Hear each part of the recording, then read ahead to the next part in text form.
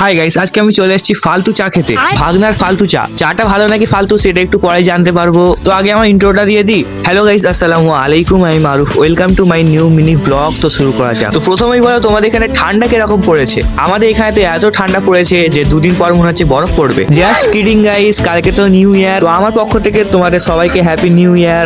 তো তোমরা কমেন্টে অবশ্যই বলবে 2025 সালটা তোমাদের কেমন করে কাটলো।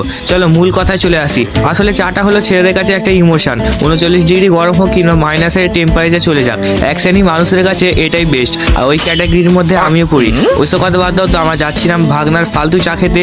তো আমরা যাই, তোমরা ততক্ষণ একটা গান শোনো।